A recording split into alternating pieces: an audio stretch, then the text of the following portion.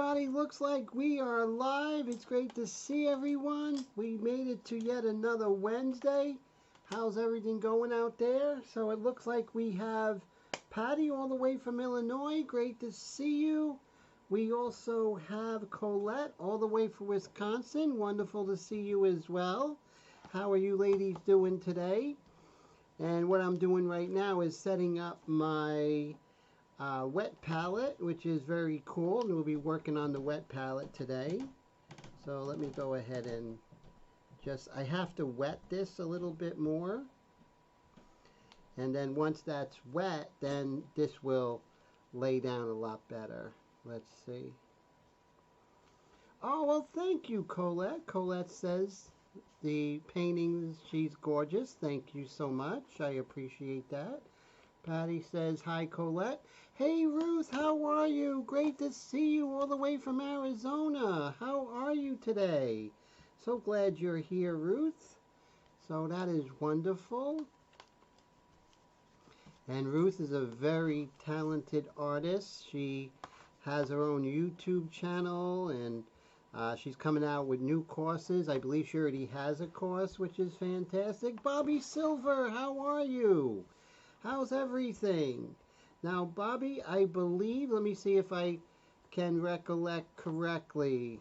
Bobby, are you in the Midwest? Did I get that correct? It may take a couple of times, Bobby, for me to mess up. But I'm just thinking, I don't know why, I'm thinking like Indiana. Am I right or wrong, sir? So what you have to do with this wet palette is you just have to smooth it out, and as you smooth it out, it gets ready for you to start putting your paint on it. And as you put your paint on it, it keeps the paint wet, but the moisture does not touch the paint, which is a great technique. Dan, how's it going? Great to see you, sir. How are you today, Dan? Now, Dan, I know you're in Indiana. Am I correct?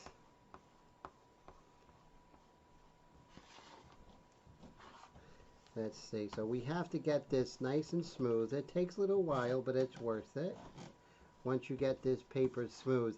Now, I don't like to oversaturate the matte part, so that's why this takes me a little while longer. I'm doing okay. Thanks so much there, Dan.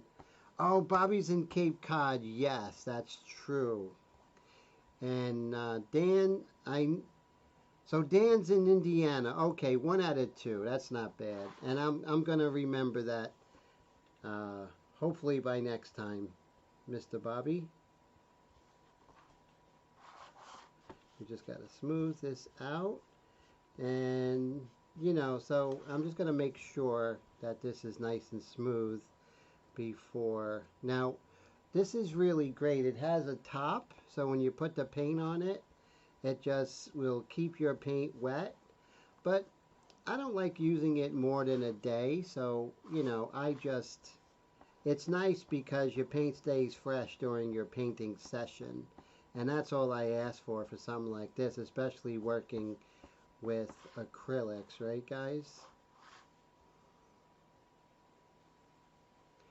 Thank you, sir. Thank you, Bobby.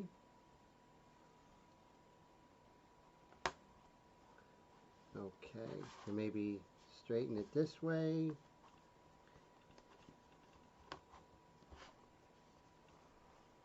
There we go. And as this kind of sets, it will be totally straight anyway, so that's pretty good. So how this works is you go ahead and you put your paint there, and then you cover this up, and they will last you for days, which is really great.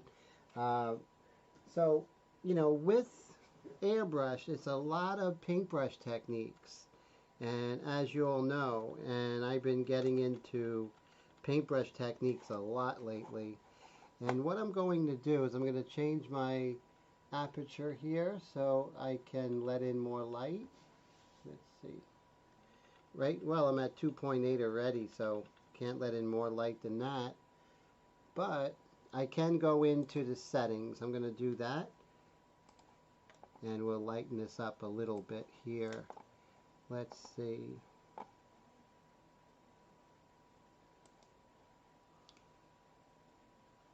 So we'll go to raise the brightness a bit and change the exposure. There we go. That's almost perfect in color. And maybe increase the saturation, the contrast. Let's see how that works. See, right now I'm losing some contrast, so I'm going to come here to brightness, lower that, and I'm automatically going to get some contrast. And let's see, and lower the exposure just a tad. There we go. That's not too bad. Not perfect, but not too bad either. And yes, it really is, Bobby. It's a wonderful little tool, and I can't imagine my life without it right now. So, hey, Mr. Brad, all the way from Manitoba, how's it going? How's life up there in Canada, sir? Are you feeling better? Mr. Roy, all the way from New Jersey, how's it going, sir? So, Roy, I want to let you know the aprons came in, so we're going to be working on that next week. So they came in right after class. How about that on Tuesday? That was unbelievable. It's like the worst timing ever. So I'm going to go ahead and put this on here. So I've been working on this painting pretty much all afternoon and just pulling this together. And just what I did was I actually painted her in. And then I went ahead with the orange and white mixture, and I went ahead and actually kind of ghosted everything, kind of fogged everything up to get things more, you know, more painterly and not so, you know, linear. And then I'm coming over again with some darks and really kind of bringing in the details. So it's kind of bring it to high detail, then fog it out, bring it to high detail, and as I do that, little by little, the painting starts to become a little more unified, which I love. So I'm going to, so now I have the ISO on auto. Let me change the ISO from auto.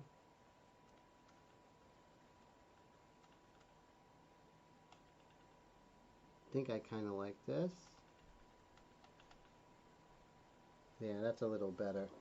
Okay, great.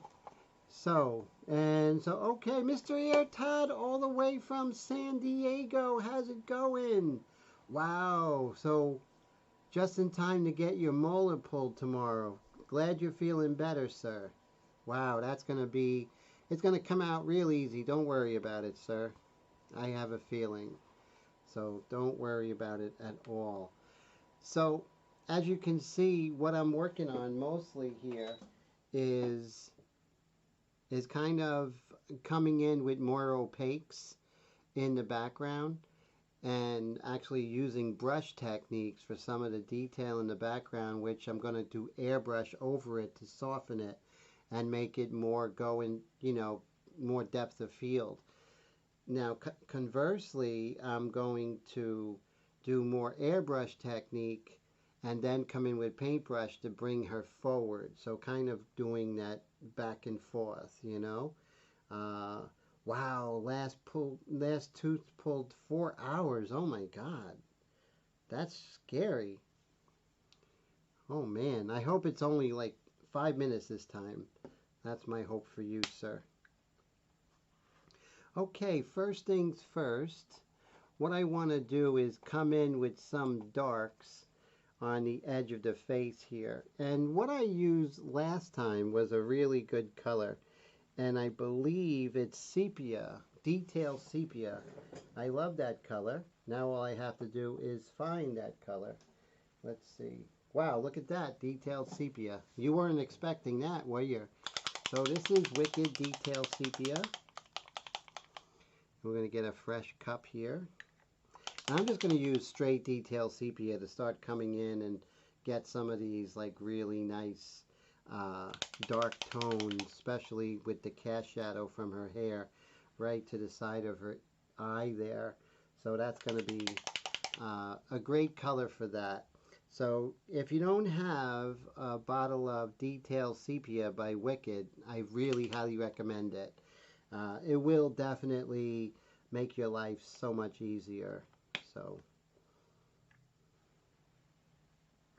and the first live stream, I just want to thank God for the blessing for me to do this live stream, and just, you know, and you great people. So just want to make sure I mention that. So we have 4011. So I'm going to take this and I'm doing 4-to-1 4011 now. So thanks, Bobby. Bobby says I'm amen. That's very cool. Wonderful, sir. And so right now I'm going to go 4-to-1. So remember I was doing 1-to-1, then 2-to-1. Now I'm doing 4-to-1. I'm going to keep pushing it until I can't push it anymore. That's the best way to learn about the paint, is just keep playing with it. You know, whether you're working in oils, airbrush, pastel, pencil, just keep pushing the medium until. So cool. So right now with the poll, 75% of the people say that it's best to use an underpainting when working in airbrush portrait. That's really cool. Love that. So that's a pretty cool, pretty good poll we have going.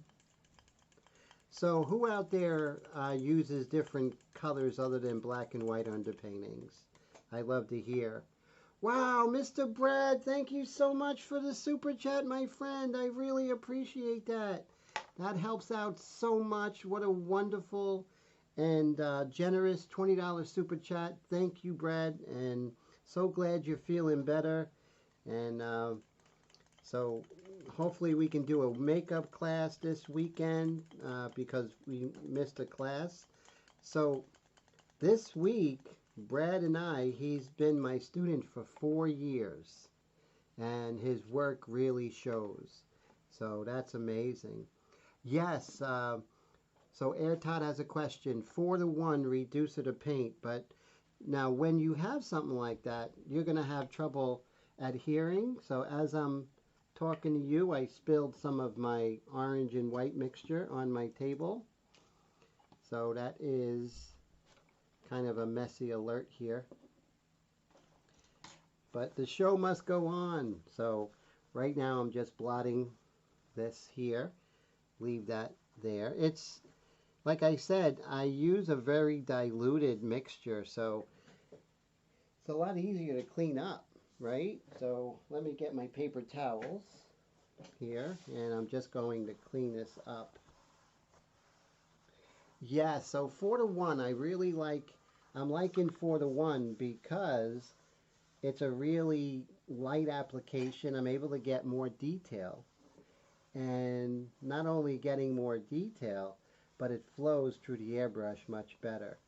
So as I was saying, what I like to do is add a little bit of the 40-50. Ow. So adding a little bit of that 40-50 really makes a big difference for the adhesion to the surface, right? Because when you thin it out, you spread out the binders, and the 40-50 fixes that very nicely. So here's a UVLS clear 40-50 gloss. And not only that, an added benefit, the 40-50 makes it bond better to the paper or whatever surface you're using, but also the 40-50 makes it flow through the airbrush a little bit better. But when you put the 40-50, you want to stir it for at least a minute, you know, and that's what I'm doing, at least a minute. We'll just make sure that's taken care of.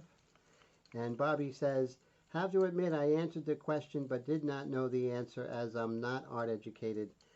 Oh man, no, you know, we're all in the same boat, Bobby. You know, we're all learning. Every one of us are all learning. Even Drew Blair will tell you he's a student, you know, and that's the way it is. We're all just on the same path. Some of us are a little bit higher up on that path, but we're all on the same road. So no question is too advanced for you, sir. So let's see, I stabbed myself with my airbrush needle and I spilled the white mixture. So hopefully the rest of the day will go better. Let's see.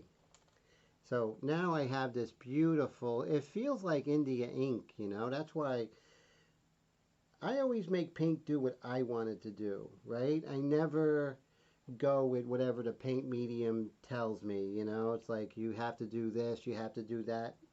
I always bend it, whatever medium I'm working, I bend it for my use, not the other way around. So that's where I am right now, kind of exploring, you know, working things out, experimenting, and so that's really cool. Ah, thanks, Bobby. He says that's why he's enrolling in my class. Oh, I appreciate that. That's going to be great. When you're ready, you take your time. And that I love that saying, when the student is ready, the teacher will appear. And that is so true. And Patty's wishing Todd a Happy New Year. Yes, Happy New Year to you, Mr. Todd. Always a pleasure. Now I'm going to get my glasses because it's definitely glasses territory. So my paintings are little, right? They're very small paintings. And you can see that by, here's a pencil, so you can see how small it is. Sketchbook size. And this is even smaller than the sketchbook. And, oh, Colette says that Tim's I'm an amazing mentor. Thank you, Colette. You're an amazing student, very talented. So glad that you're in my classes, Colette, definitely. Okay, so we're going to get our freehand shield here. And I have the sepia in my airbrush. Now I spilled paint, so when that happens, you just want to make sure that your freehand shield is totally free of any paint. So I'm going to be about 6 inches because I want to make sure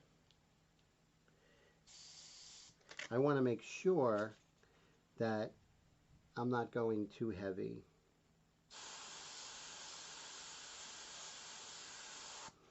There we go. And you see, just very slowly, I'm going to get that cast shadow. And I believe in this case, perpendicular and not parallel is best as well. We'll move this over here. And make sure you're doing your 1 second rule, everybody. There we go. And you see we're just slowly darkening this ridge here.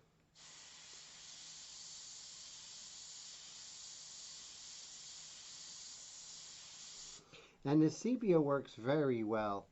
It's very transparent and just kind of darkens what's ever there. You don't lose any detail with it.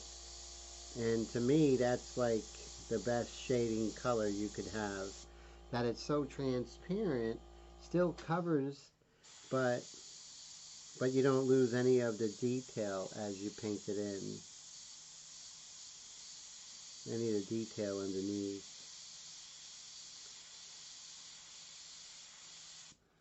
So I'm just bringing in this dark color here. There we go. So that's creating some nice depth.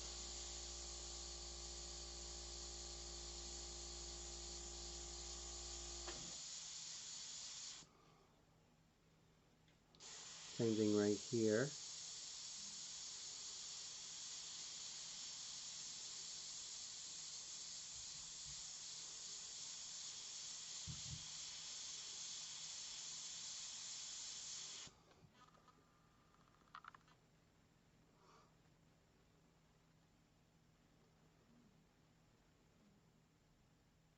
Yes, and that's true, Bobby. You know, it's a lot easier to have direction when you first start out because you'll hear a lot of advice out there on the internet, and you just need somebody to kind of answer those little questions like, you know, what do you do when you want to air tighten the threads on an airbrush? Do you use plumber's tape? Do you use chapstick? Those are the type of questions that, you know, you need definitive answers from somebody who does this for a living, you know? Somebody with a lot of experience, so that's always important. It'll save you years of trial and error. Now I'm just darkening this part of her nose here.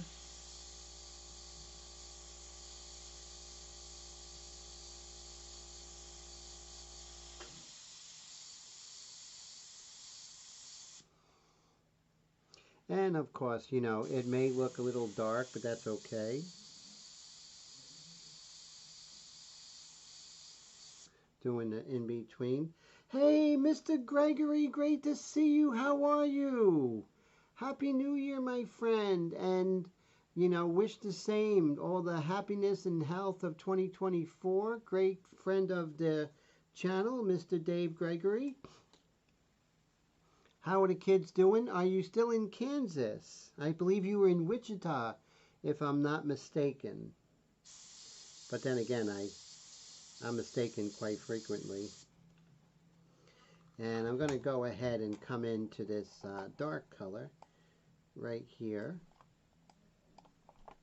And this sepia is just, it's wonderful. So let's say you do the sepia and it's a little dull. You can always glaze or, you know, put some brighter colors over it. So that's no problem. So very cool. And let's bring this over.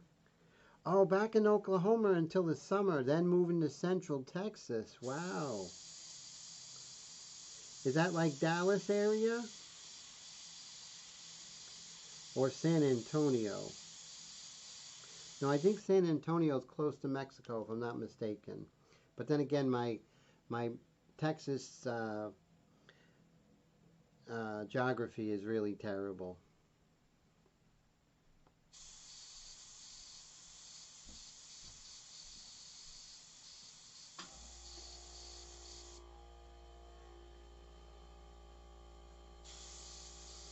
Now, you gotta suppress the temptation of just darkening everything. That would be terrible because there's a lot of saturated color in her face.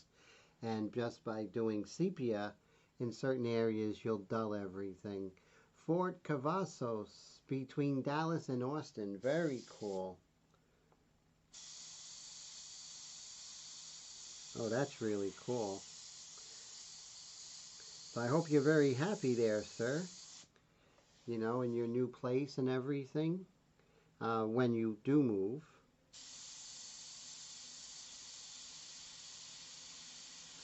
So while I'm here with the sepia, I'll go ahead and darken this part of the hair.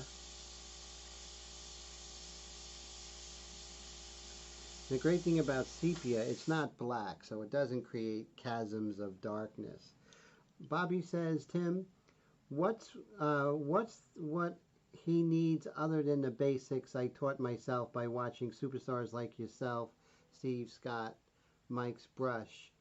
I would say the basis that you need is how to start a painting. You know, things like the wet palette. You know, when to go in paintbrush technique, when to use illustration as opposed to wicked paint, the importance of an underpainting. Also, you know, values, the importance of values, the importance of edges, the importance of lights within the lights. In my case, if you're doing portraits, the importance of anatomy. And not just anatomy that you learn in those anatomy art books, but the deeper stuff that you only learn in plastic surgery journals and stuff like that. So those are the things. Composition, such as this, a composition. What makes good composition? What makes bad composition? So, so much going, so much. And so, yeah, so, whoever you study with, just make sure that they know all that stuff, because that is going to just take years off of the trial and error. And that's what I want for you, is to, start wowing yourself within the first year, and that will happen, definitely. And Dan says, Tim, do you ever use erasing or scratching techniques? I do, but I try to use it at the minimum. The reason is, we all have our pet peeves of what we like to do and not like to do. So my pet peeve is I don't like doing that because I've always, I've never done reductive detail like that. I can do it, but I'd much rather paint it. It's a little more satisfying to me. Now what I do more, and it's not bad or better, it's just what I prefer. Now I will use a lot more paintbrush techniques than other artists. So it's all, whatever floats your boat artistically, But I try not to use it too much. I will when I can. Last time we were working, I actually did pastel techniques, and funny story is I didn't feel good about doing pastel over Createx, so I erased all the pastel and went over it with just airbrush and just paintbrush techniques. I'll show you it, and I did clear it using Gavar. So here she is. So you can see I cleared her. So with the pastel, I wouldn't be able to clear her, right? So I'm glad that I was able to. So yeah, so this is Gavar. Now Gavar is a fine art varnish, and one of the advantages of Gavar is that for whatever reason, if I ever need to get to the paper, I can erase it with some Gamsol, which is the same company, and it will actually let me get to the painting again, which is pretty cool. Oh my God, Mr. Gregory, thank you so much. That is so amazing. Wow, that is so incredible. Thank you so much for the $49.95 super chat. I really appreciate that, sir. That helps out immensely, and I just have to say it just really, really helps me in so many ways, and relieves stress. And I don't know, last month I kind of had to move, so I just want to say thank you, Dave, from the bottom of my heart. It's always great to see you. I always love your comments. You're such a great friend of the channel, and I'm so glad you're here, and so glad to start out 2024 with you, sir. So thank you. That is so great. Wow, just incredible. I'm always so thrilled when you all just come and hang out with me, and then you support the channel, and that just above and beyond blows my mind. So thank you, sir. I just can't thank you enough. And so what did I clear her with? I'll show you. So I do things a little bit different because I come from a different background than most airbrush artists. So I use this stuff. It's Gavar Gloss by a company called Gamblin. They specialize in oil paint. So this is good for acrylic and oils. And it comes in gloss, semi-gloss, matte, just like, the 4050. But I do like using this because of the reason is if I ever need to get to the picture, or maybe 100 years from now, if a restorer needs to get to the picture, with the Gamsol made by Gamblin, you can. Now that's about $15, $16 a bottle, and I use that on all my paintings, and I'm not even half done yet. So a little bit goes a long way. What I do is you just put a little bit in the cup and just a little bit here on the tip, and basically just put it on there very thin, like super thin, and then you just let that sit flat overnight, 24 hours. After it's dry, you check it out, you do a second coat, same thing, let it dry. By the third coat, it looks amazing. Not as good as clear coat, so you are, when you do the 2K clear, it just looks totally out of this world, of course. And is it sandable? That's a good question. I probably wouldn't sand it with this, but that's a good question. So I've never heard of any artist doing that because it comes from a different world, not the airbrush world. But that's a great question. I'm going to write Gamblin, and if and when I get the answer, I'm going to email you, Dan, because that's a great question. I'll show you the cat that I used with that. Here's the cat, and you can see it looks really, really great, so it does work, but I like to do 3 coats. 3 coats is always best, but wait 24 hours between coats. So I'm just learning how to do this effectively, but I enjoy it. But in 2024, I am going to learn how to clear coat using 2K clear, and so that's my goal for 2024. So we'll see how that goes, So that is great. And yeah, I do like the idea of, just for several reasons, to go ahead and I'm just going to put this here. And let's make sure I have focus. So several things I want to do in 2024. I want to continue my exploration of photography. That's important. And I want to learn how to clear coat. So those are 2 things that are on my list for this year. How about you guys? What are some of the lists that you use? Oh, you use UVLS matte. That's great. What is that, like 4051? Which one is that? That sounds great, Dan. Now, what are some of the artistic goals that you all have for 2024?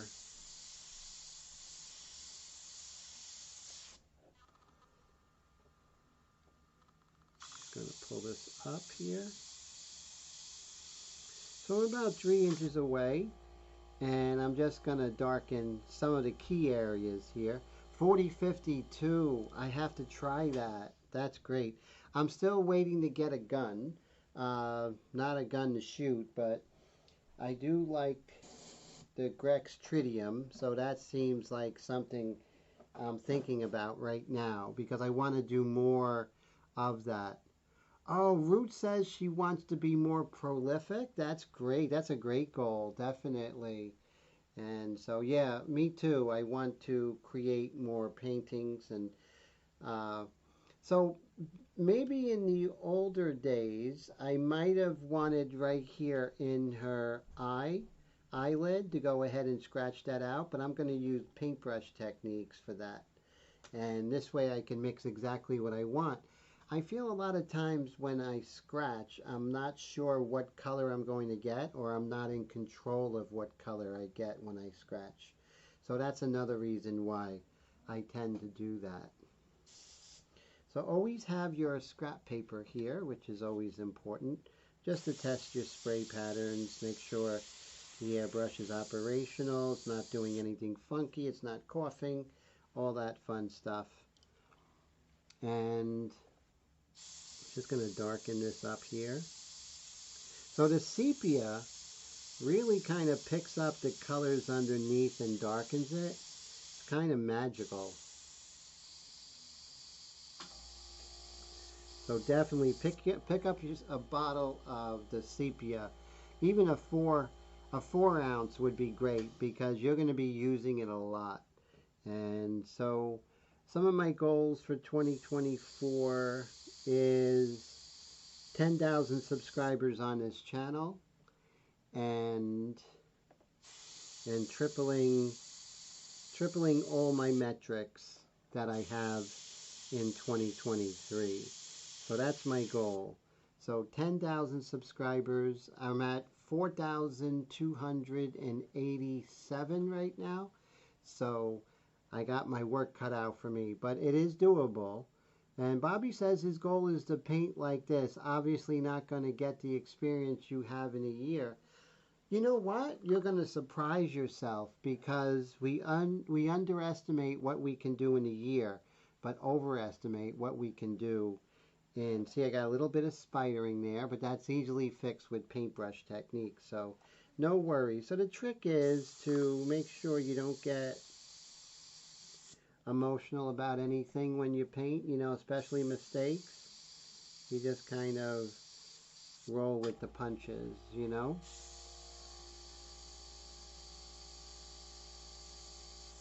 So I'm going to do everything I can right now with the paintbrush, right? And then I'm going to, with the airbrush, then I'm going to come in with the paintbrush and just kind of continue that throughout the whole painting process. Like earlier today, her detail was really very detailed, but everything was kind of broken up, so I kind of did the orange and white mixture, kind of fogged everything up, and now coming back into it. Each time you do that, she seems to get more and more unified with her values and her colors, and a lot less broken up. And that's the goal. So right now I'm kind of doing the hair without using the frisket because I do want a little bit of overspray because we are softening the hair. So the edge here is soft. So we're going to be doing that a lot more. So that's a great goal. So you keep that goal in front of you. And so the saying is we overestimate what we can do in the week and underestimate what we can do in the year. Now in my class, my mentorship class, we meet once a week for 2 hours and we paint the same picture and we go over everything together.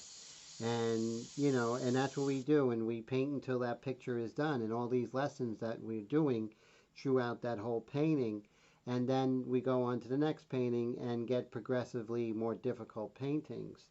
So with that, things get very, very, you learn a lot.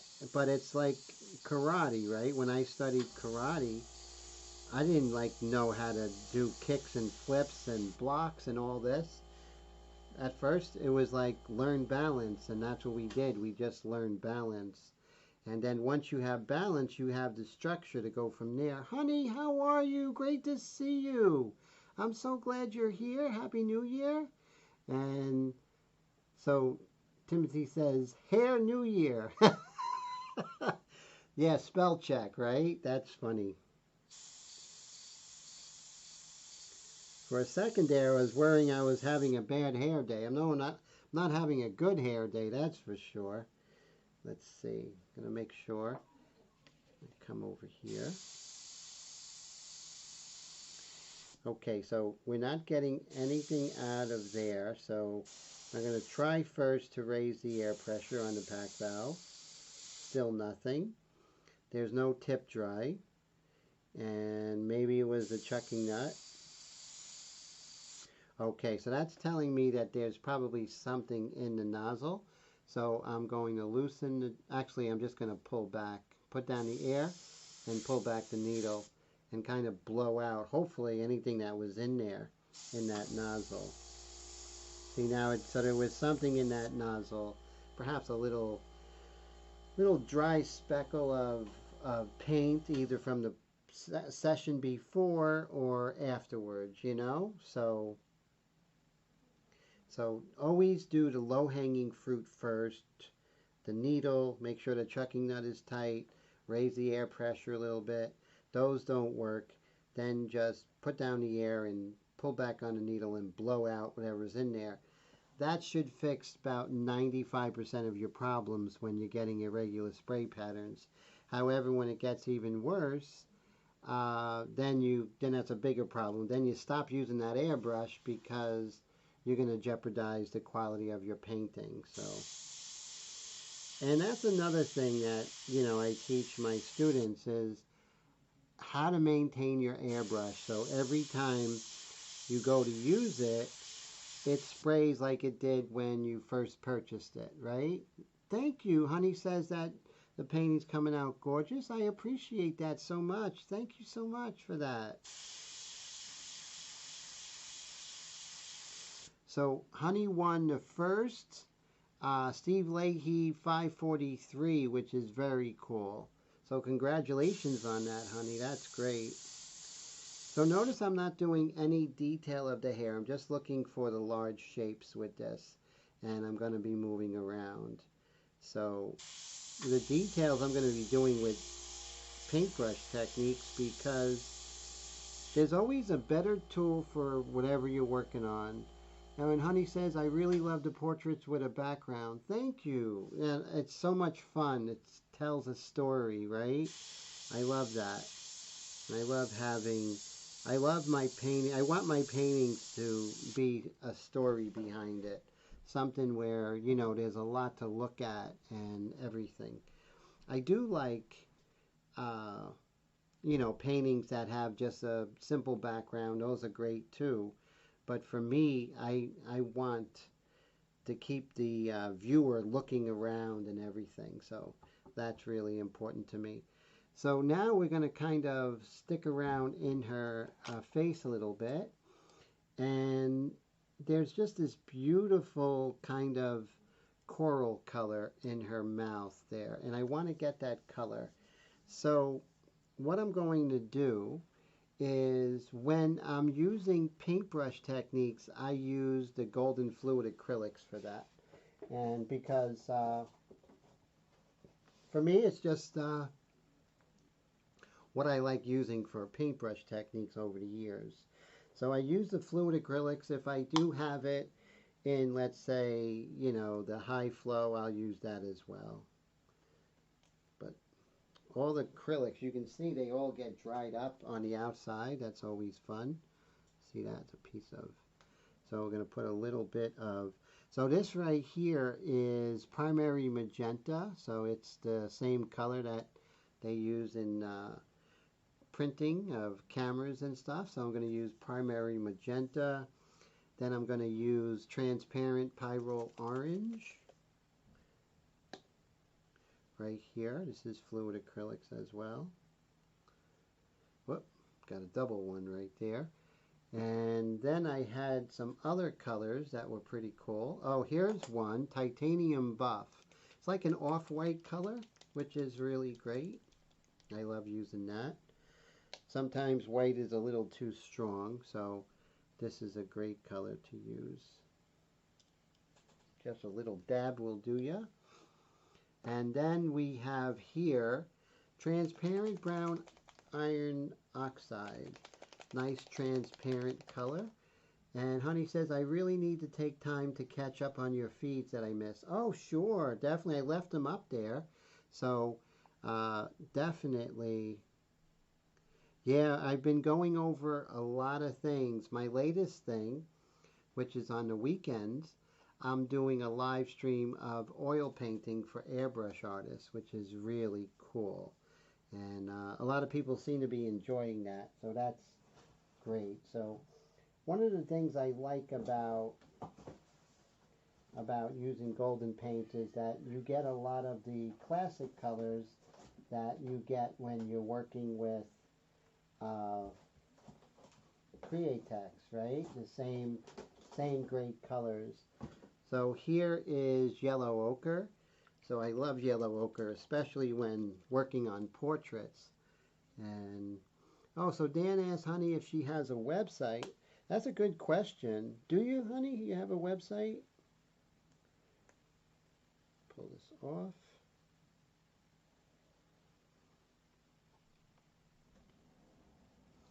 There we go. A little yellow ochre. All different colors that are going to help me with this lips here. And I think some burnt sienna. Where can I get some burnt sienna?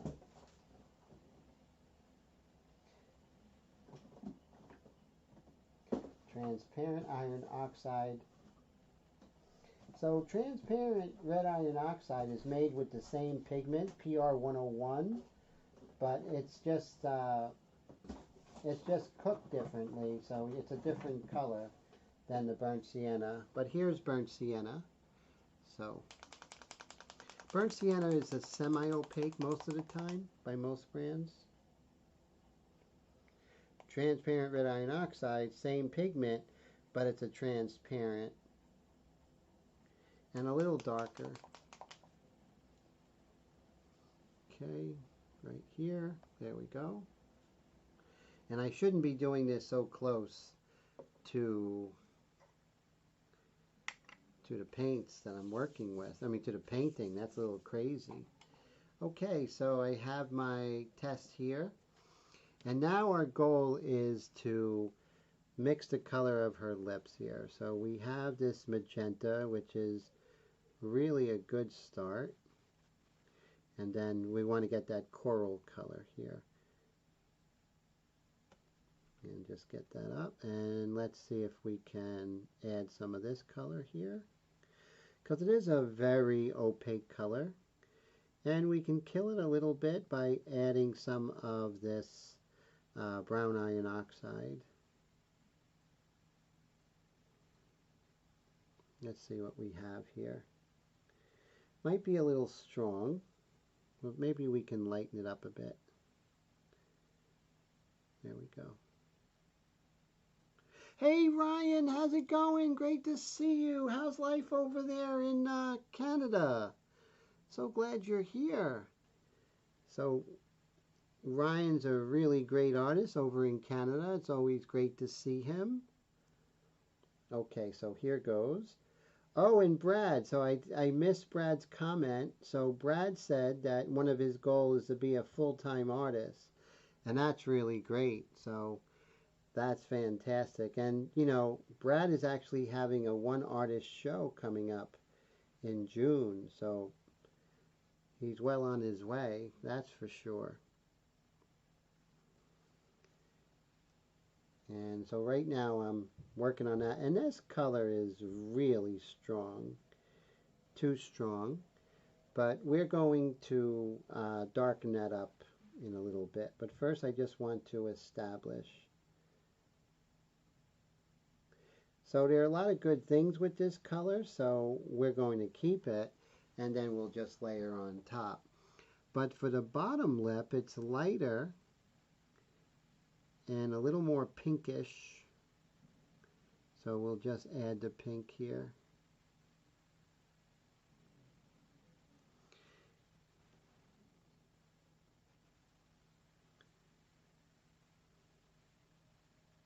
And it's a good basis to do something with. And then it's super light over here. So let's make it super light.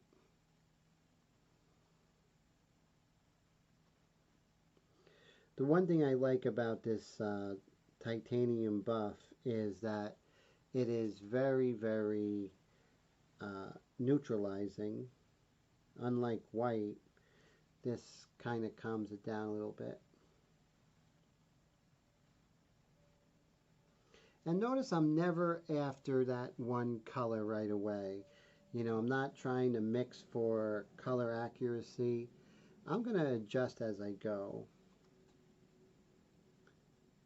And that's just how I was trained. And so just bring it over when I work in an airbrush, right? It just kind of translates over.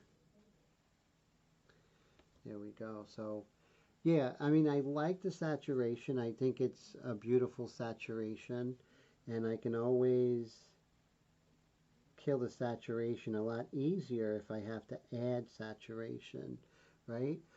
Dave says, good night all. I will catch the rest of the feed this week. Again, Happy New Year. Thanks so much for the amazing and generous super chat, my friend. And I wish you all the best, and I hope to see you soon, my friend. So thank you for your support and friendship. I really appreciate that, sir. You are amazing, and so that is really cool. And my cat over there, she's meowing. Uh, so take care, Dave. Once again, thank you so much, sir. So I'm really hitting that saturation because I can kill a saturation later. But I really want her to have great color. You know, I don't want my painting to be on the dull side. Sometimes you do, right? Sometimes we do want a little bit of muted tones. But for her, I don't know. I see her as the color in this whole painting, right? She's the most colorful thing in this whole painting. Both literally and figuratively. So everyone, just thank you so much for hanging out with me in this Wednesday night. So is this the first Wednesday of 2023, 2024? It really is. That's just incredible. Wow. So now I'm just going to hit some of this coral color. So whenever I have a color, when I'm working an airbrush or paintbrush technique, I'm always asking myself, where else can I put this color? Right? Where is this color? Is it somewhere else? And that's what I'm going to do. Just going to look around, see where I can find the color. Because just like in fashion, you want to echo different elements throughout the ensemble of the painting. So remember here, normally I would scratch this, but since we're working, you know, since I'm doing it, I kind of rather do it with a paintbrush technique. Just my own preference. And this way I could pretty much carve out and have the color that I want. If I scratch it, I'm not going to get the color I exactly want. I might, but I'm not in total control.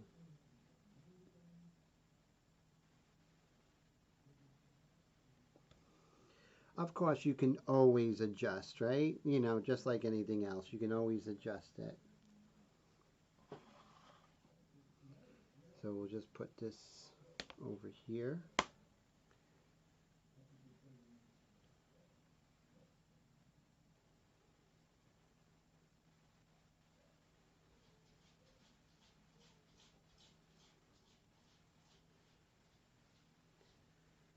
And then we have this little bit of tone coming down into the septum. And you can see that looks really harsh, but that's okay. I don't mind. And now we'll just kind of lighten up, soften this up. I can soften it up with airbrush or paintbrush.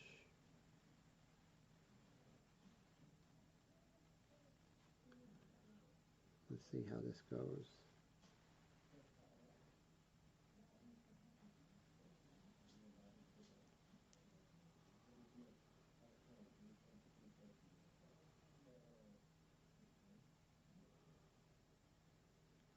And I'm probably going to soften that up with some airbrush technique.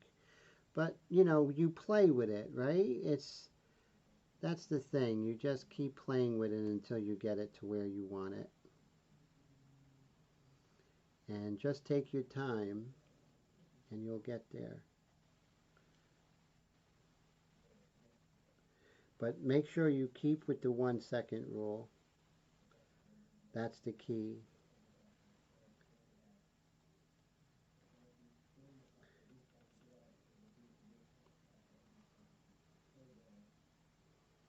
And then you keep going back and forth.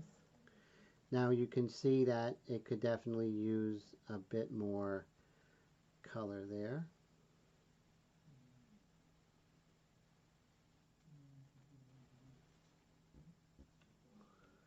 And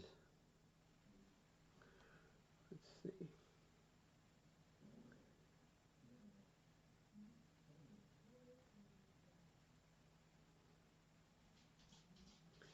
So you go in with this color, then you come back with the darker color that you were working with, that orangey color.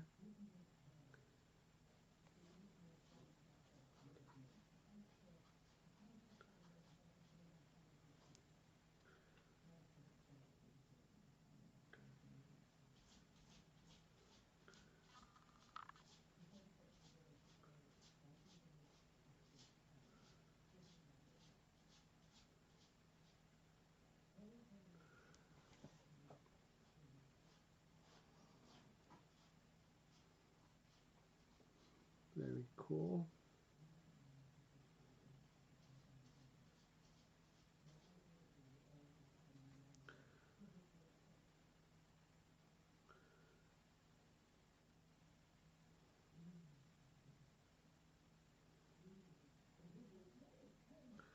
And just be very patient with yourself. Don't get emotional.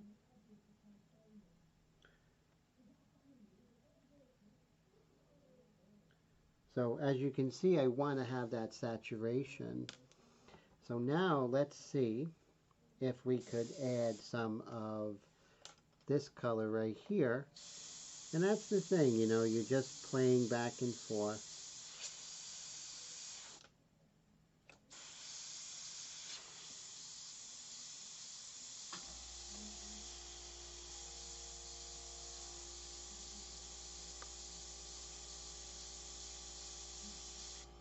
There we go. It's a little darker than I want, but that's okay. If worse comes to worse, I could always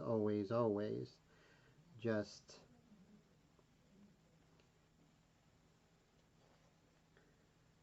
do the orange mixture.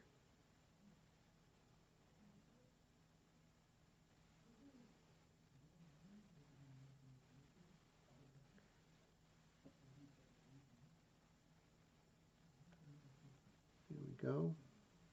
So I'm getting the color saturation I want.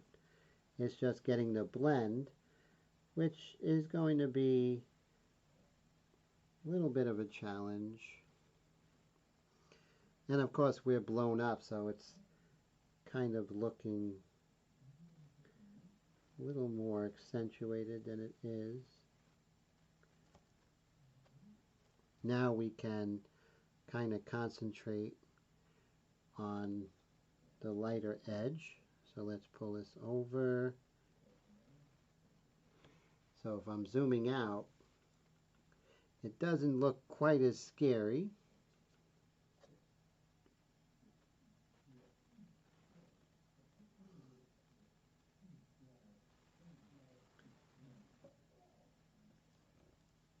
Let's see.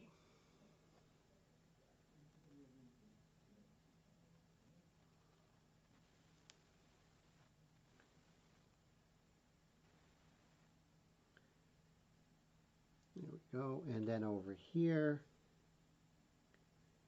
put this here like this.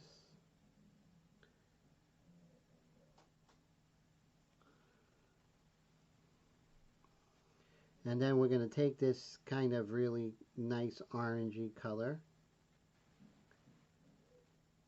kind of extend this over.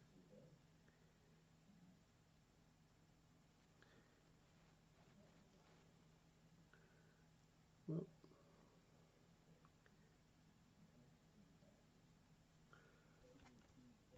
Okay, so now what I'm going to do is I'm going to mix some of my orange and white mixture, and then I'm going to go over that and kind of assimilate it, because right now it's a little broken up, but that's okay because we were looking for a little more saturation. But when too much saturation, that's when you come in with the airbrush and kind of correct that. Does golden paint work well as the Createx? For certain things, Createx is the best for airbrush, bar none. But, you know, I like using Createx for paintbrush technique, but I do like the golden for that. But I did, just earlier today, I used Createx and it was just fine. So So yeah, no difference, but it's just, you know, what you're used to, and that sort of thing is kind of what kind of beckoned me. But now I'm going back to your friend and mine, this Wicked paint, and we're gonna put we're gonna just coat the bottom here with Wicked, and this right here, this color is Wicked White. And I'm going to 4-to-1 this with the Createx 4011. And I'm going to mix this first. And then I'm going to put in 2 drops of the Wicked Orange. Oh, Honey says she doesn't have a website. Okay, that's cool. One day you should. Got a lot of great artwork and great ideas and everything like that. I would go to your website, honey. Okay, so now we have this. It's very thin. It's 4-to-1. And then we're going to take Wicked Orange, which is right here, 0004. I'm going to put 2 drops. And we're going to mix that really well with just the tiniest little bit of 4050. I'm going to mix this for at least 15 seconds.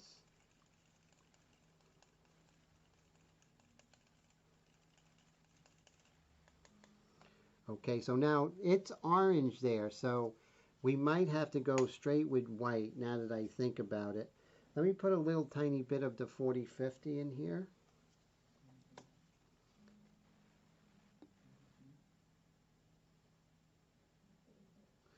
There we go.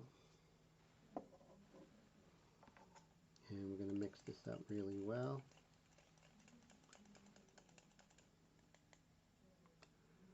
Okay. Now I have my Extreme Patriot 105 right here, customized by myself. Okay, so here we go. We're going to test this out. Just cleaned this. Lower the air pressure a little bit. Alright, here goes nothing.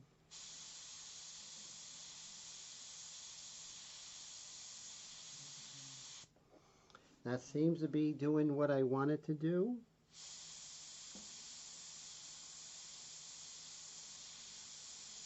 Keep that 1 second rule going. And now I'm going to go over ever so lightly.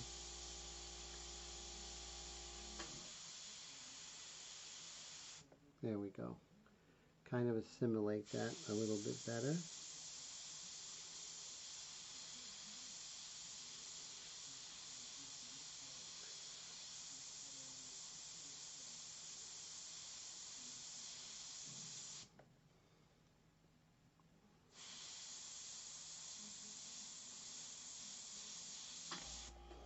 So you see how, you know, we just have to make sure that we don't try and fix everything right away.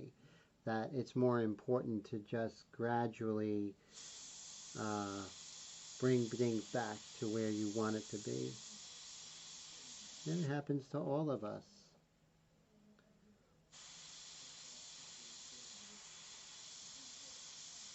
While I'm here, I'm just going to lighten up some areas.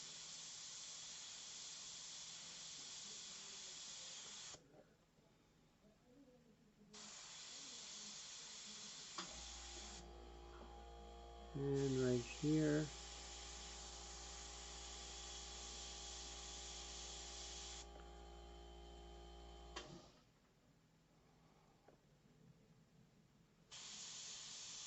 So I'm going over with the white, and it's kind of lightening up, and then I'm going to come back in with that light olive gold with the Lifeline set by Createx. Kind of bring that back. There we go. And now I'm going to come back in and kind of work on that nose again, but I'm not worried. We'll get it back. It's just, you know, it's worth taking that shot, right? And that's important. Oh, Instagram. Yeah, that's cool. Definitely. Plus, you have a lot of stuff on Facebook. If you have Facebook, Dan, that would be good. I believe you see a lot of Honey's work on Facebook. So now that I'm here, I'm just going to hit some of the light spots of her hair. And what I'm doing is I'm lightening the hair up, and then I'm going to glaze a transparent color over, because there's like golden lights in her hair. So even though this color is going to seem out of place, I'm going to warm it up later. But it does two things. It sets up, and also what it does, it will set things up, but also kind of assimilate, make everything more unified like a painting, as opposed to being like a drawing and everything so linear.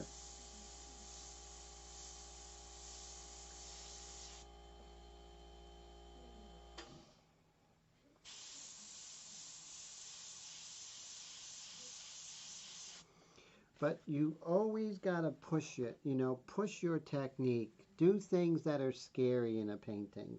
That's very important, to scare yourself a little bit. You know, don't be tentative with your work. Take those chances. Does two things. A, you know what not to do, and B, now you know how to fix it, right? So you know to go a different direction next time. So you have a point of reference, but if you play it safe, then we don't learn. So make sure you don't play it safe. And again, I'm just going to kind of continue. Yeah, and there's like a little bit of blue shift happening here. But notice I'm not worried about it, because I'm going to come and warm that up. And that's going to be the, you know, she has like a chestnut kind of brown hair, and it's going to be like a beautiful yellowish brown. And it's going to really give a sense of what's happening with her in the train, the lights of the train car, subway car. So we have some beautiful lights in here that I'm going to set up.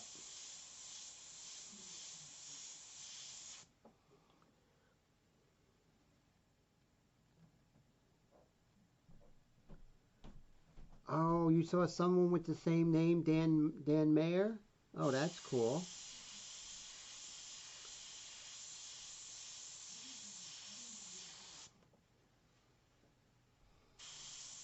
And keep looking at the 1 second rule. And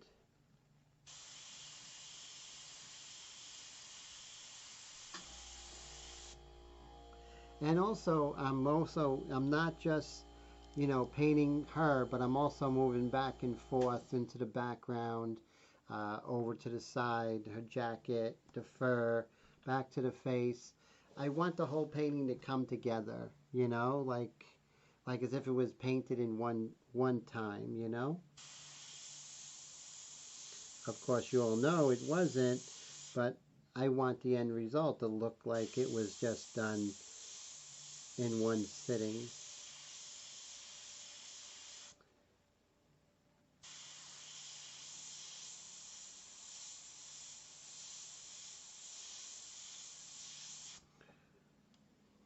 Okay, right here. So you see, this is by far not the color I'm looking for, but I'm going to glaze over that color. And I'm going to do that right away to show you what I mean. So if you have a bright color and you already have a lighter color, you're not going to get that color by just going over it with a lighter color. It's going to be dulled down. So this is a way, so this is a technique of, and you know that video I did on candlelight, the same thing. You're not going to get that candlelight by painting it over a regular surface. You have to brighten it up with the white and then go over with glazes of color. That's that's how you handle that.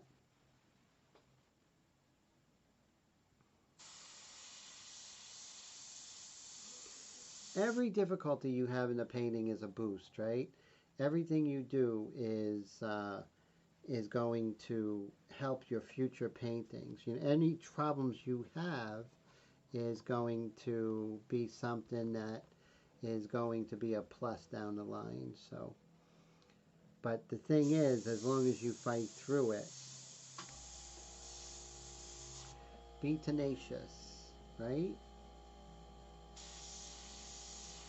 And don't count out any technique or anything that you might add because people don't consider it airbrushing. Do whatever you might invent something, but the main thing about all this, the most important thing is that you experiment. You might find something that works for you, right? And that's how you have people. That's how great things were discovered. So the color blue, interesting story about the color blue. Back in the day, blue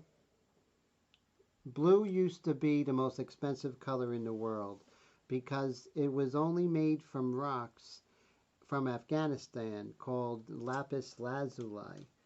And so you would see that blue was always reserved for like royalty, whether it be the Virgin Mary or a king.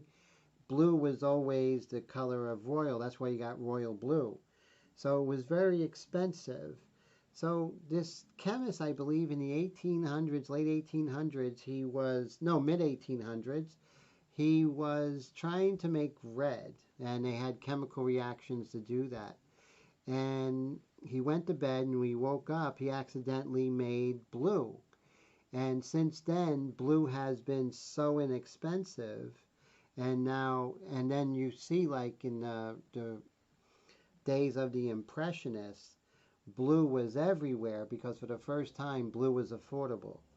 That whole long story basically is go ahead, go for it. Try and do new things and see what happens, You may come up with an egg, but, you may come up with a whole new way of doing it. So that's really cool. So let's see. Honey says royal blue happens to be one of my favorite colors. Very cool. So that's where the royal part came because it was so expensive. You can only get it from Afghanistan. And the word ultramarine, which means the other side of the ocean.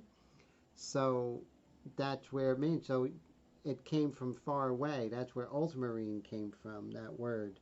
So very interesting stuff, right? So when you delve into color, you learn about color and you go deeper into it. But that whole story is basically that. So now I'm going to get some shading gray. We're going to work on her hair a little bit. We're going to get some shading gray here. Are we? Maybe not. Yeah, that's the fun part of acrylic, is that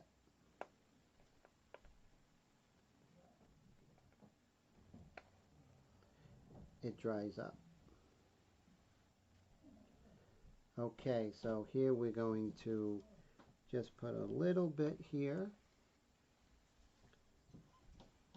Ooh, that's too much, and it's very runny. So what do? We have to stop it. There we go. Get rid of a whole bunch of it.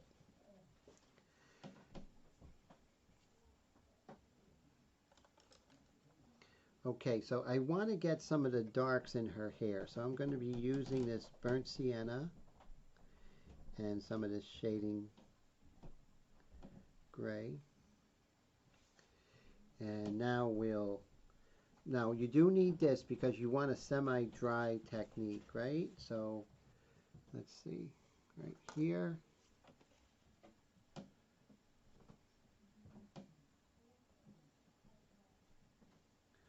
Let's make this happen, guys.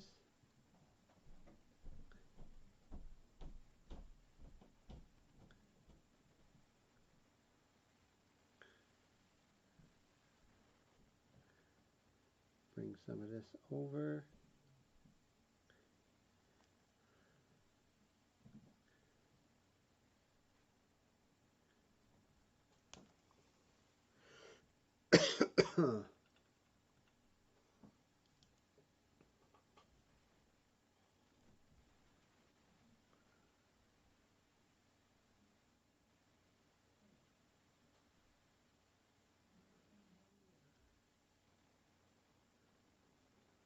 Not too much detail, but just some.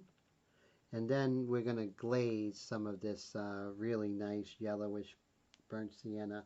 I think it might be burnt sienna with a little bit of yellow ochre.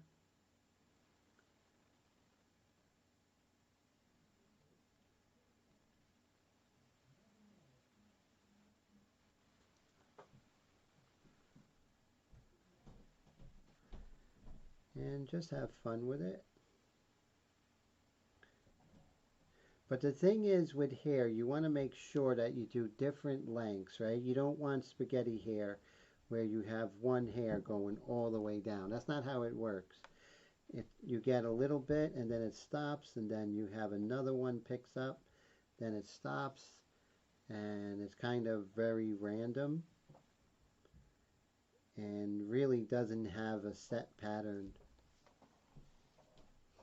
And that's where realistic hair will come from, or the characteristics of hair. So keep looking at your 1 second rule.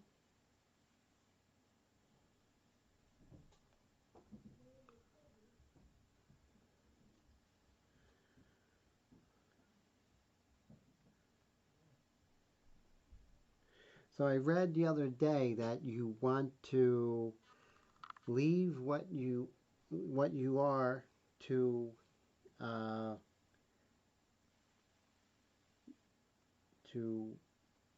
so abandon the good to go for greatness.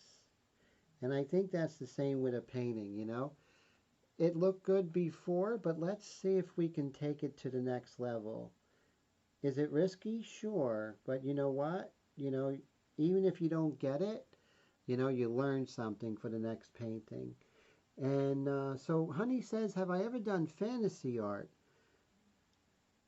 I gotta think. I had a long career already. So yeah, I did a couple of fantasy art paintings. Back when I was in my 20s, I did like a space painting. I think it was in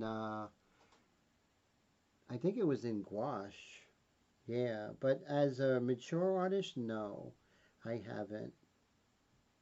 I do like them. What Drew Blair does is just out of this world.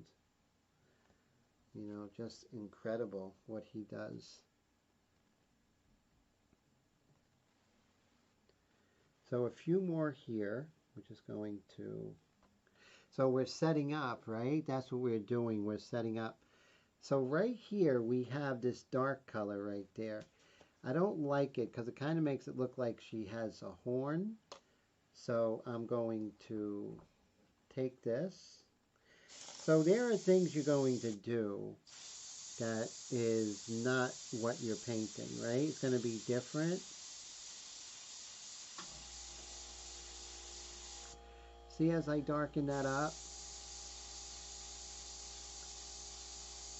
this area right here, so it doesn't look like she has a horn.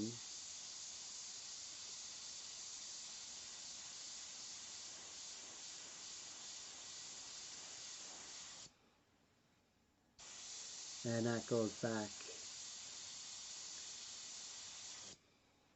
So that's important. A lot of times you'll see, and I'll adjust this color, but I knew immediately that that had to go. So yeah, so that kind of, and I think this color right here, this like dark here, I got to get rid of that because that's kind of giving her that impression. So what I'm going to do, this is the orange and white mixture here. Let's put a little bit more over here. Set it up even more.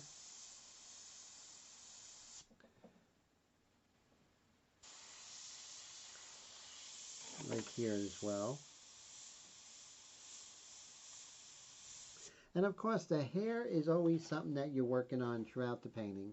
From the very beginning to the very end, your hair is always going to be something that you're working on.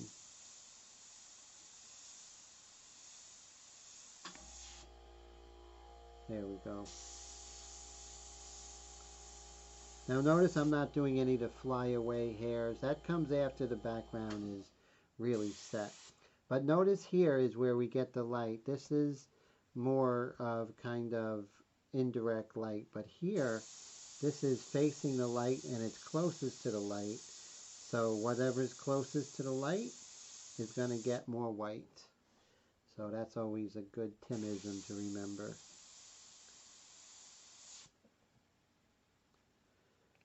Okay.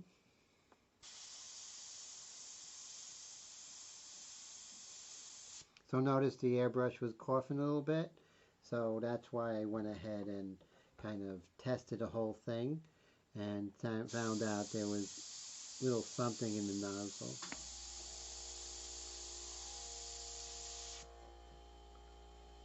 Okay, so now what we'll do, so this has our orange and white mixture, this has our sepia.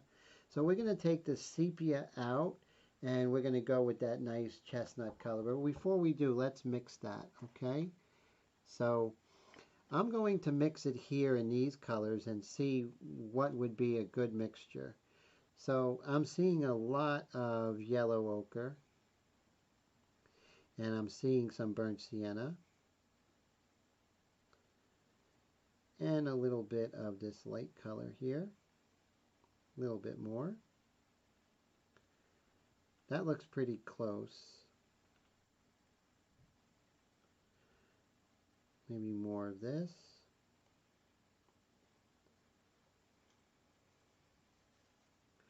So now I know what color I'm going to mix with Wicked.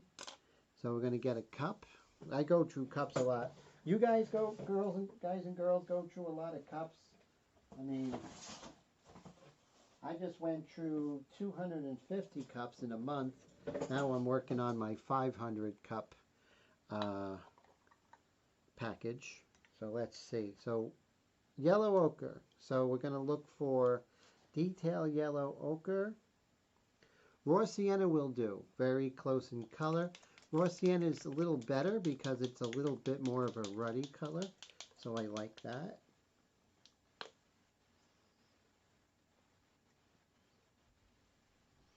So we have some yellow ochre and burnt sienna. So we're looking for detail burnt sienna.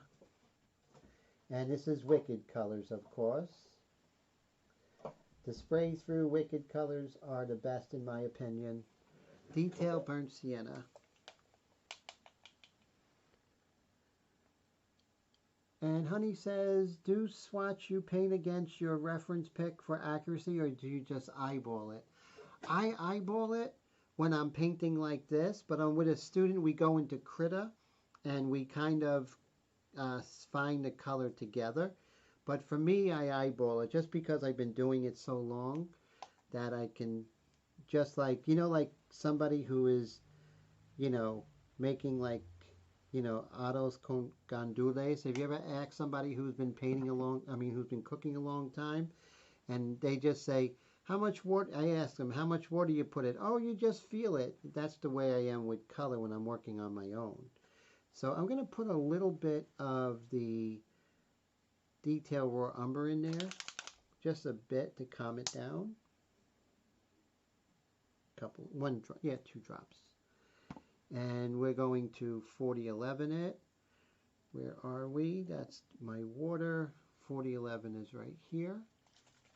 Oh, your grammar is fine in my book. Don't you worry. I think the raw umber was a bad idea because it kind of made it green. But we'll see. Nope, I think this is good because it kind of killed the saturation a little bit. Her hair is not on fire. It's a very unsaturated kind of dirty blonde color in the highlight there. So that's good. I think we hit it on the nose, but the thing is, everything's going to look a lot darker in your cup than when you spray it. So let's go ahead and expel the raw umber, the burnt sienna from here. There we go. So this is cool. I took like a big water bottle and I put paper towels in it and cut it open with a flap. And this way I could get rid of the paint and a lot less of the paint fumes come at me.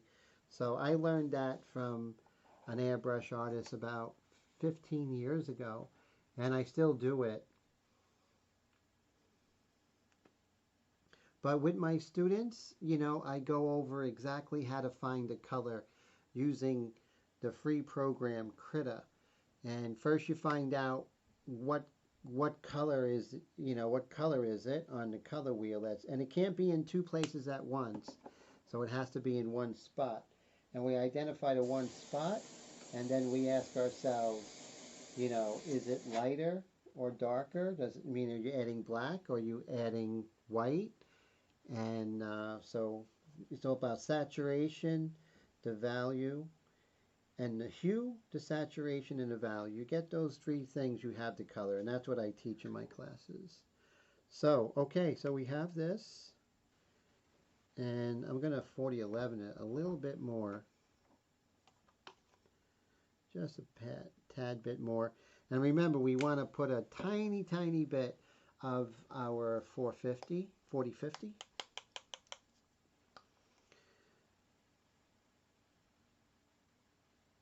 Yeah, when I was at the National Academy School of Fine Arts, it was, you just learned how to find a color. The teacher would come by and, Harvey would come by and tell you, it's warmer, it's cooler, use Naples yellow, alizarin crimson, calm it down with its complementary color, that sort of thing. And little by little you got it. Okay, so here we go. I like this color, but that doesn't mean a thing if it's not correct. But let's see. Okay. All right, so I'm going to be pretty far away. I'm actually going to be about 6 inches away.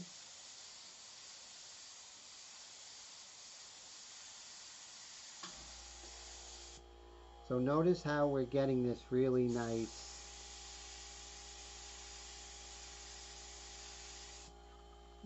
kind of dirty blonde color in her hair.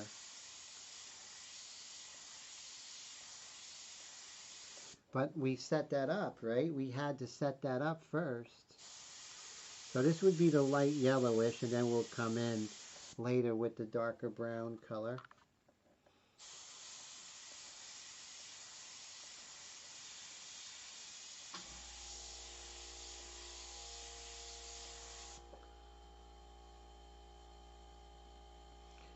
Now here, it's more brown. So what I'm going to do is, I seen a really cool color. I think it was detailed transparent brown. Let me see. Wicked brown. Yes, so we have wicked brown. I'm going to add wicked brown to this here. So I think that's going to kind of give us exactly what we want.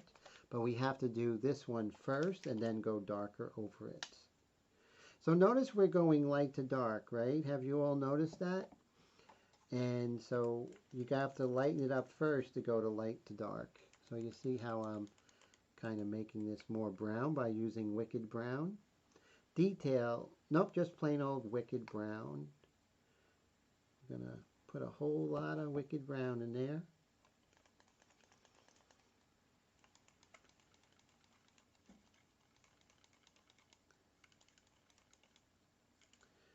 This is better, but I want to go straight wicked brown, but I'm going to put this on there a little bit first. So we're going to go light to dark with her hair. So now I'm just going to take this and I'm going to dump this out. Love the color. But by itself, it's not quite there. So we're just layering until we get it. We adjust onto the surface, right? We adjust as we go.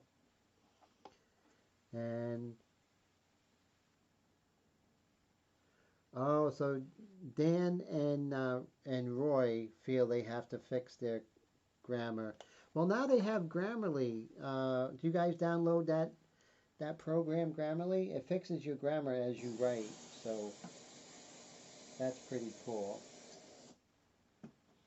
Okay, here goes nothing.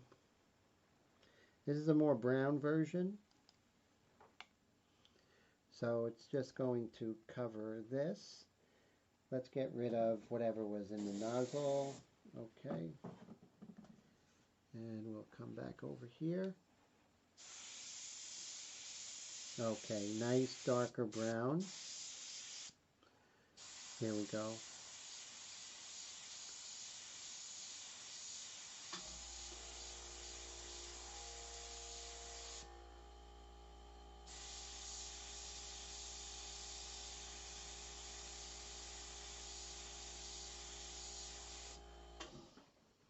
And then on this side,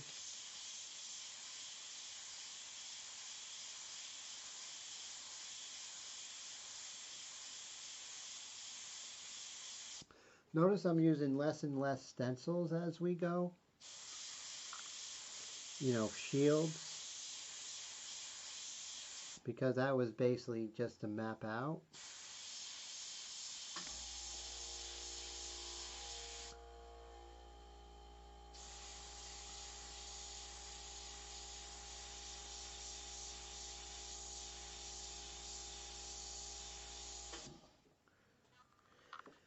Now, if I was a scratching artist, this would be a great time to scratch, but it's just not what I do. Okay, so we're going to let that kind of sit there for a while, and then we'll move back and forth. But you see how we set up, right? You see, you know, we're not trying to resolve the hair from the first moment. We're just getting closer, and you see now we have a nice feeling of the way. But, you know, scratching is not a taboo. It's just something I don't do. But if I was to scratch, probably here would be, you know, a spot where I would. But like I said, I'm not going to do that because I work in a different method. Not a better method, just a different method. And hair looks better than those highlights. Oh, wow. Thank you. I think so. I like it, you know. Oh, so I missed Honey's statement. What was Honey's statement? Oh, black and white is kind of safe. Oh, okay. So you kind of like working black and white. Yeah, but see, black and white is interesting because everything is in the black and white. The color is just like the dress, right? But the black and white is like the bones and the muscles, and just the dress is the color. So I'm going to say it takes 5 years to learn how to draw and 1 day to learn how to paint. That's what he said. I just think he was exaggerating, but saying that drawing is a lot harder than learning how to draw is a lot harder than learning how to paint colors. So I agree 100%. So let's see if we can work on her nose a little bit. So notice that, you know, when everything goes a little weird, I always just step back and assess the situation and then come back to it. Okay, so now let's work on her nose. And notice I dry brush.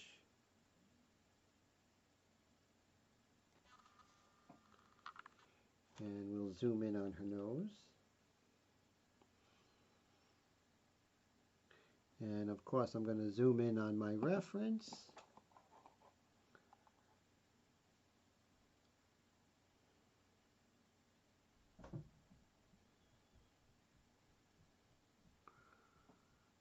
And then this comes up here.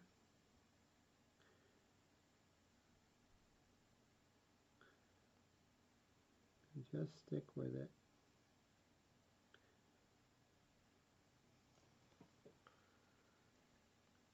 Bring this down. And then don't be afraid to grab another brush. It's not doing exactly what you want.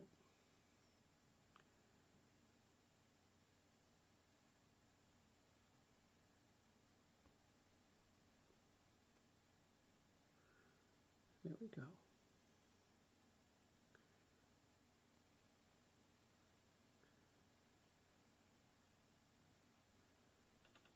Then this one comes down.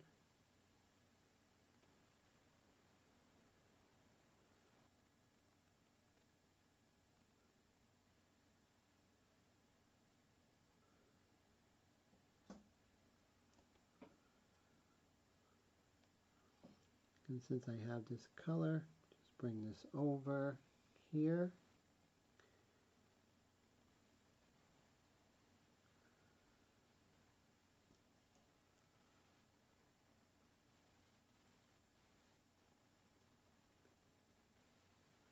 Oh, Honey says she agrees. Yeah, definitely.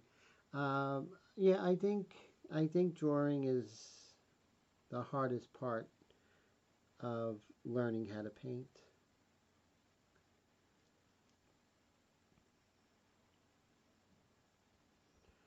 Okay, so now let's go ahead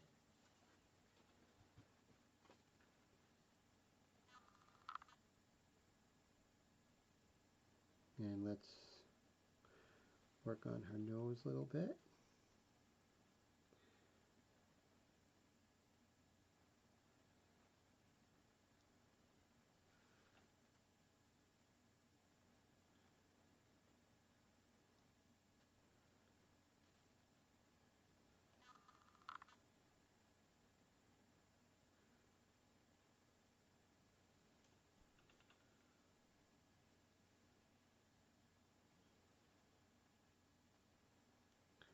And then right here we have some nice saturation.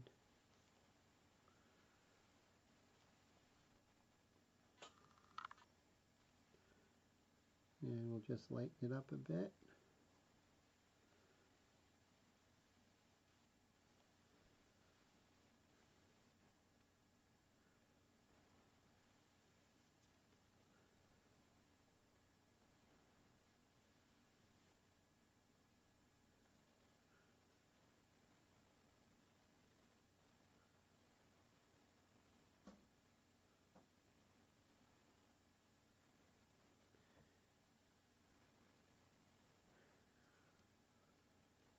So this nose today is giving me a little bit of a pushback, but that's okay. It's good because you learn more from a pushback than everything going super smooth.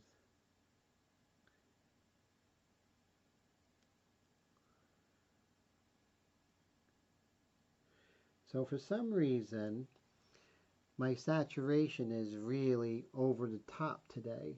So not sure why. So let's add some sepia to this mix and see how this goes. And some Naples yellow.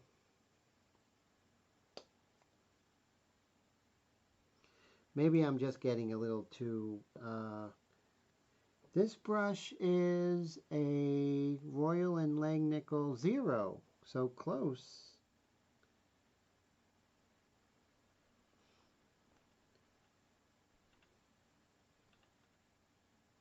I think that red I'm using is a little strong, a little too strong.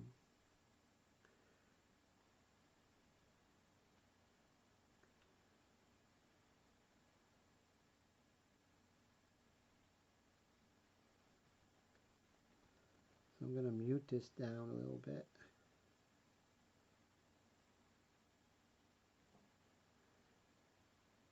So the main thing I'm going to worry about is the drawing. So I'm just going to make sure that the drawing is fine, and then we'll go from there. And remember, we still have our white mixture. And let's see how this goes. We'll just work through it, guys.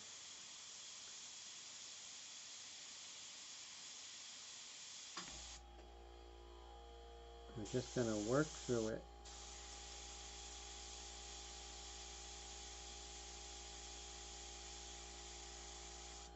Now I'm going to increase my distance, and what that's going to do is going to kind of soften it up without going too crazy.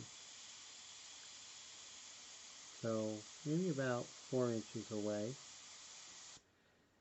There we go.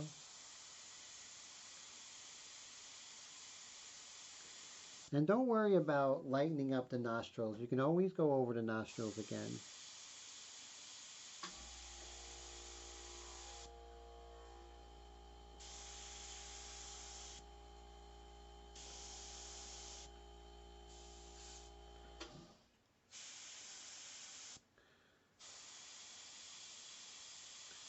See how we just kind of calm that down right here too?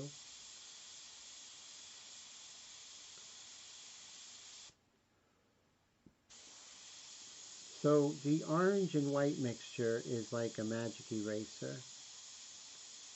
Just kind of undoes what you did. And then we can go over it again. Okay. Now things are a little more difficult when you're working with, let's say, something as small as the painting I'm working on right now. But we're going to stick with it because we're crazy. See that?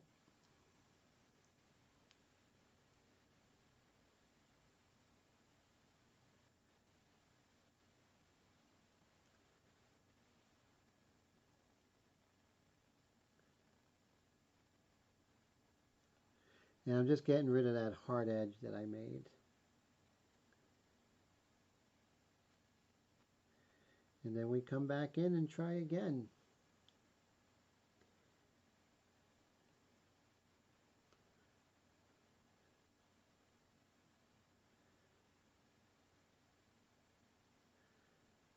There we go. So the drawing on the nose is back. It's better. So that's good.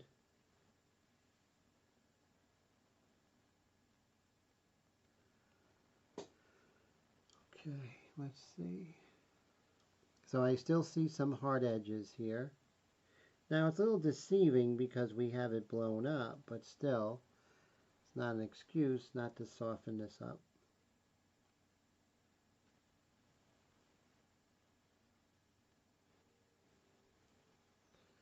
Okay, so that looks much better. So that's a save from the disaster. Now it's to repaint it.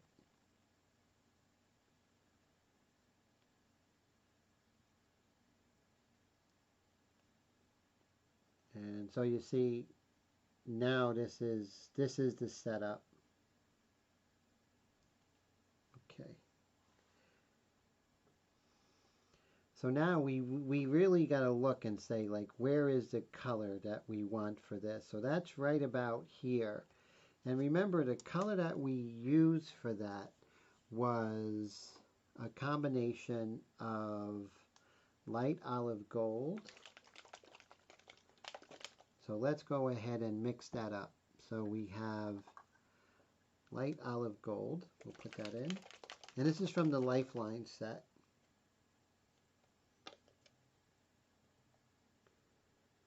That's our main color. And then we're going to put also from the Lifeline set, I believe it was espresso. So just have to locate it here. I did use it earlier today. So let's see. Now there's a deep espresso, but this is good because we don't want to go too dark. And we're going to add this to this. And then a little bit of orange. We'll put a little bit of detail orange in there. And now we'll see what we come up with.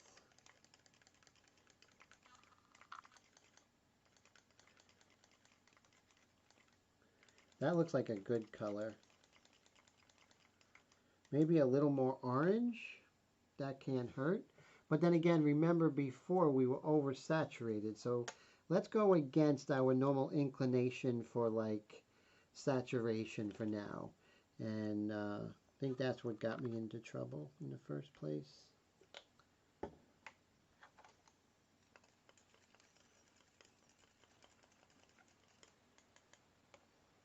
That's a pretty good color. Let's see how it looks with the paintbrush.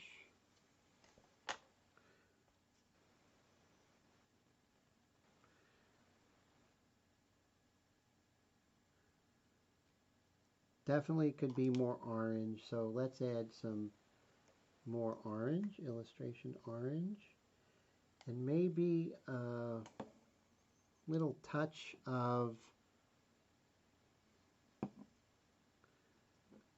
sepia. Yeah, that would be good. Little touch of sepia. Maybe too much sepia. Let's see.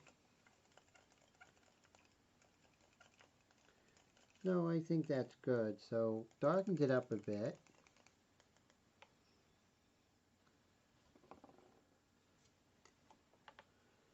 And let's see how this looks with the brush.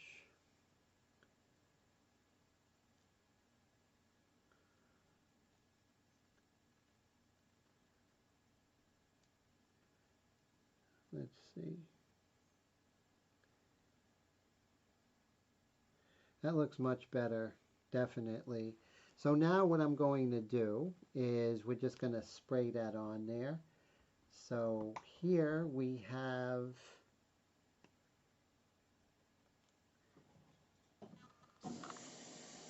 get rid of what's in here. Oh, remember that was the hair color. So we're going to get rid of that.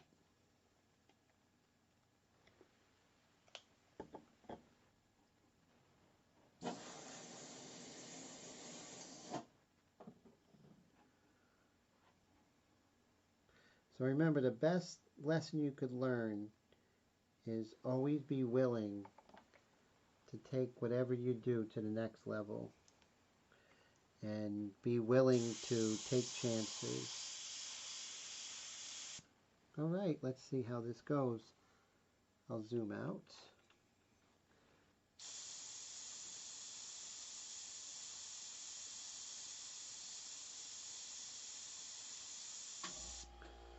There we go. So that's better. And then we can put some of it here.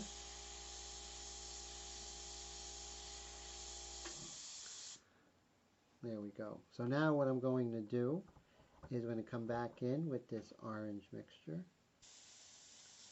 We're just going to calm it down a little bit.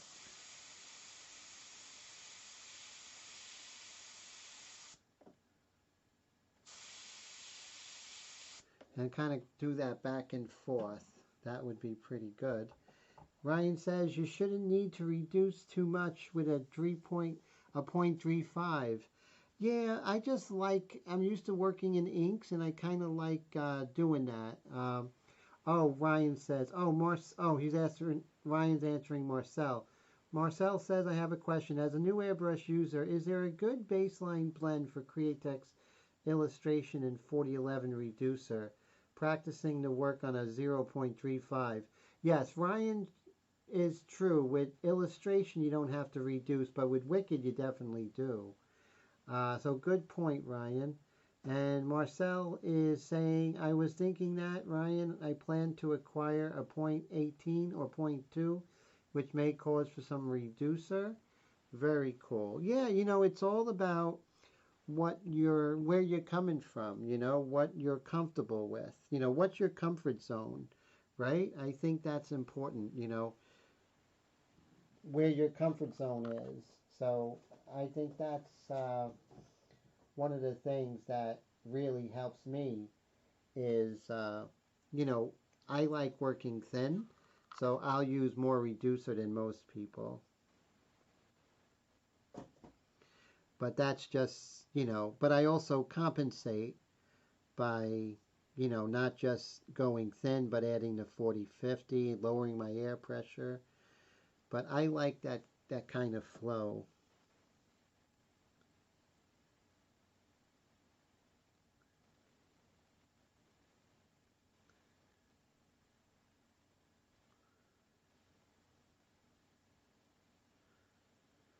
There we go.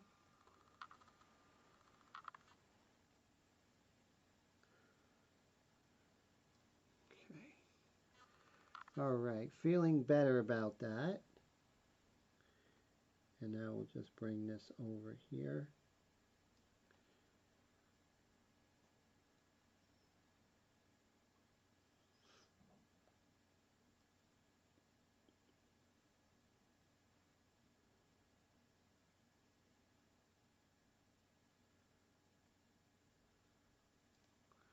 There we go. A lot better. And let's see. Thank you for the kind replies, gentlemen. Greatly appreciated. Happy New Year. Thanks for hanging out on the channel. I really appreciate that. So cool to see you, Marcel. I hope you come back soon. So again, I'm not going to get, I am getting kind of overstating the nose, but I just wanted to fix it.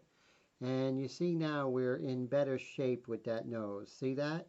Much better shape than where we were. So that's some of the things that you want to make sure that I took the chance with that nose, right? And that's what I wanted to do. I wanted to take that chance. Because, and what did I learn? We learned how to save a painting, right? Or not save a painting, but fix something that kind of went sideways. And that's important. That's more important than a painting going so smooth it painted itself. Not that we don't love that, we do. I love when that happens.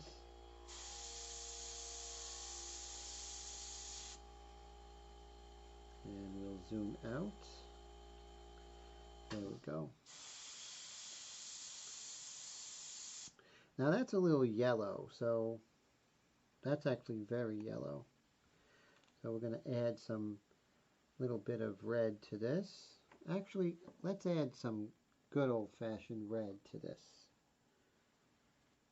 And we'll test it out.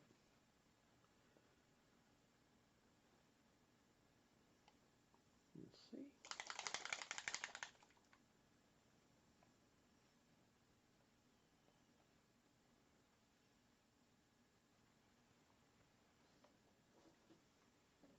See, some red. There we go. Let's see how this is here.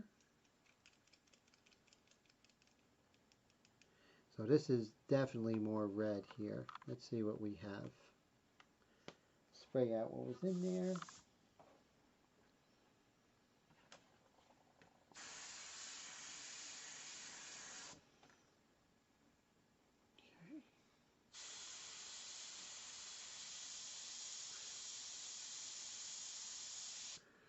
Okay, so I'm very, very pleased of where it is than where it was. So that's good. And this is a little dried paint, thank God. So we're going to put some of this orange around here.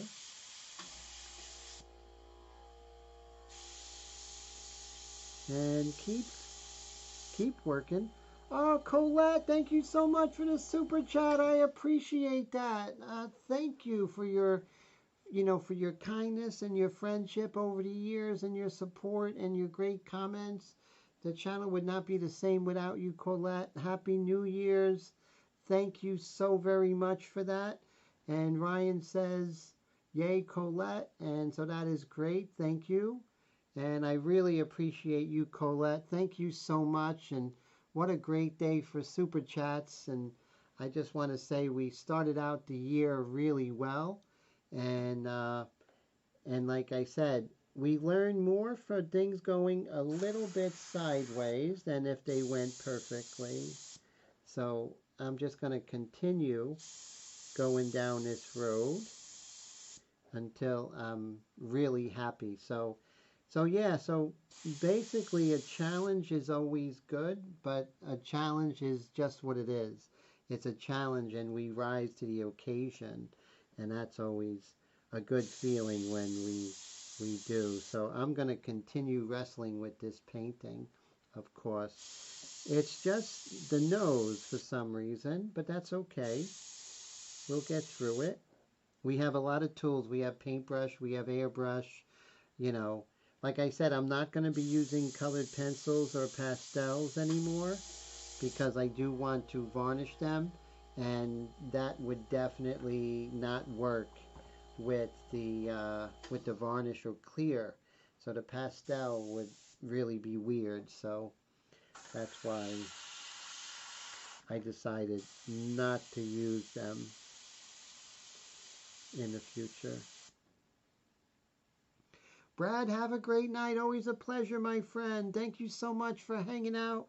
And thank you so much for the super chat, Brad. And I hope you feel much better.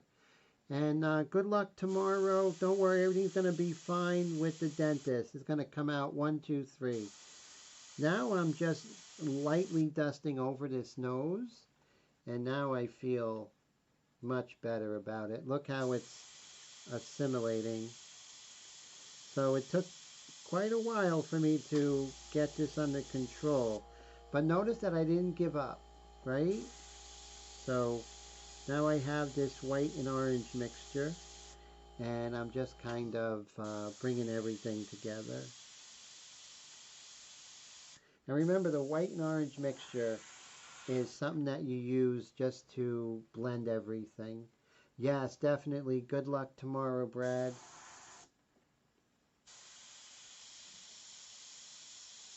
There we go. See how I kind of worked that out there? Same thing here. Perfect. Well, not perfect, better. And then we can use this white-orange mixture over here. So what do we learn today is, you know, things are going to go south. That's just normal. But when they do is how we handle them. That's the thing, you know, is, you know, I remember at first I kind of walked away from it and then came back, right? Remember I kind of walked away, did the hair. And so now I'm feeling okay about the nose after at least a half hour of the live stream.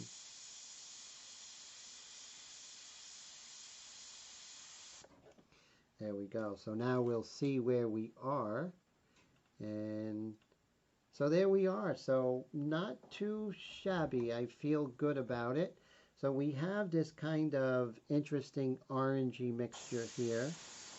Let's see if we can just sort of glaze ever so lightly from far away just to calm this down. Calm down the lights, especially in her nose. See that? Just calm it down. And then we just go in and just start fixing it. Ryan says he's going to log off for the night as well. Thanks, Tim. Great live feed. Thank you so much, Ryan. Greetings to you and all your family up in Canada. Great to see you. And we are at 11:30. So everyone, thank you so much. So I'm going to be working on this next week. We'll probably be finishing up, maybe working on the background. Thank you, everyone, for the wonderful super chats. Thank you so much, Colette. And let's see, we have Colette. Thank you so much, Mr. Dave Gregory. I appreciate you. Brad. So that was 3 super chats, and it was just really great super chats. And thank you all for your great comments. And 56% of you said that underpainting is important. So you just edged underpainting over not underpainting. So Todd, everyone, happy 2024. I can't think of a better group of people than hanging out with you all.